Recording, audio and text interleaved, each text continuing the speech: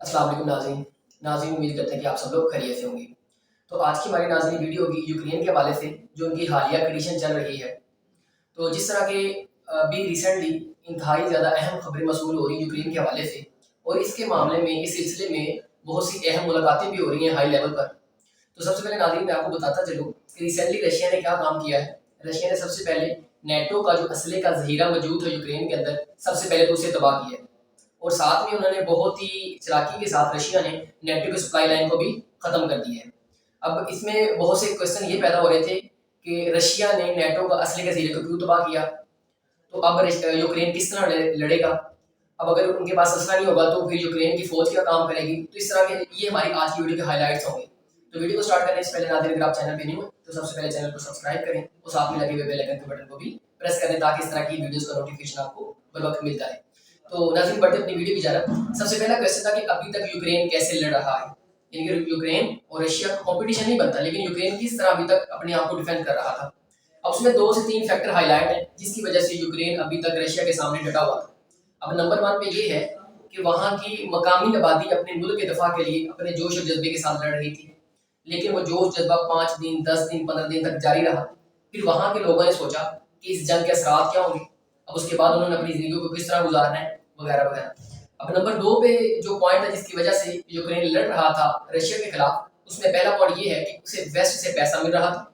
Number 2, उसे waste से असला मिल रहा था, और वो असला, उस असले में बहुत से अच्छे हथियार शामिल थे, जैसा कि उसमें स्ट्रिंगर मिसाइल की बात की जाए, और ये ऐसा मिसाइल था जो कि एक गेम चेंजर का काम कर रहा था, जिसकी वजह से रशिया बहुत से ऐसे इलाके थे जिन पर कब्जा करने में नाकाम हो रहा था, जहाँ पे उसे फतह नहीं मिल रही थी।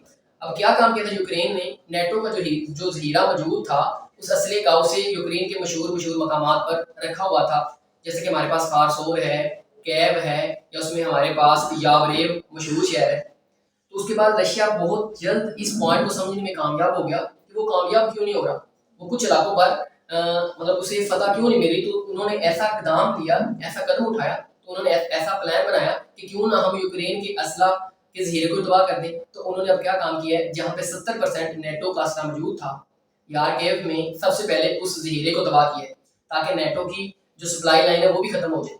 अब उसके साथ साथ रशिया क्या काम कर रहा है, अब वहाँ पे जितनी भी मिलिट्री बेसिस है उसको तबाह कर रहा है, साथ में जितनी भी उनके पास तेल के अड्डे मौजूद हैं उसको तबाह कर रहे हैं, यानी कि एनर्जी के जितने भी सोर्सेज उनके पास मौजूद हैं, अवेलेबल हैं, जिनको यूटिलाइज कर रहा था यूक्रेन अभी तक लड़ने में, उन सभी को क्या कर दिया रशिया ने तबाह कर दिया।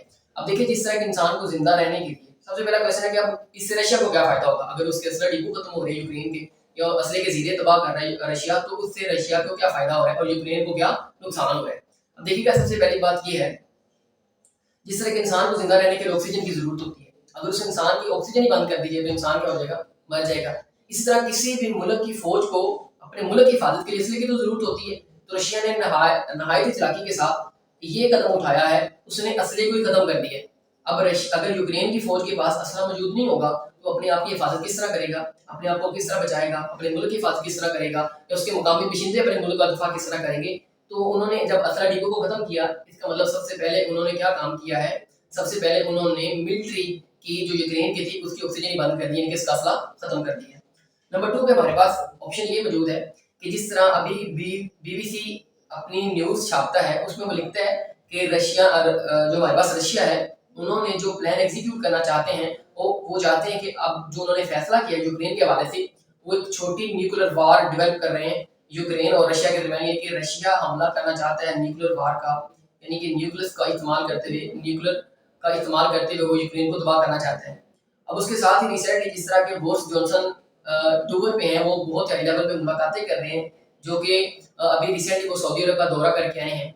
उसमें वजूहात क्या थी, हज़ारों क्वेश्चन उठाए गए कि उन्होंने दौरा क्यों किया, उसमें कौन सी ऐसी वजूहात थी जो दौरा करने पर मजबूर हुए। तो उसमें मेन पॉइंट ये था कि वो जितने भी रियासतें हैं, यानी कि इस्लामी रियासतें हैं, वो चाहते हैं कि वो यूक्रेन के साथ खड़ी हों, ताकि ये जंगबंदी हो, या जो हमारे पास रशिया जिन इलाकों पर कब्जा कर चुका है यूक्रेन पर, वो अपने कब्जे को वापस ले, यानी कि वो उनको आज़ाद रियासतें दोबारा से, मतलब कि आज़ाद रियासतों के तौर पर उन लोगों को ज़िंदगी बसर करने का मौका मिले। तो इस हवाले से वो सारे के सारे वो मुलाकातें कर रहे हैं।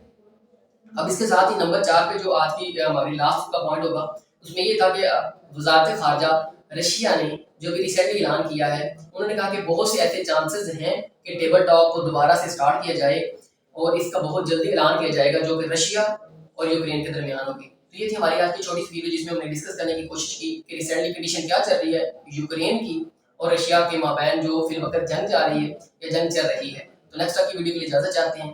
اللہ حافظ۔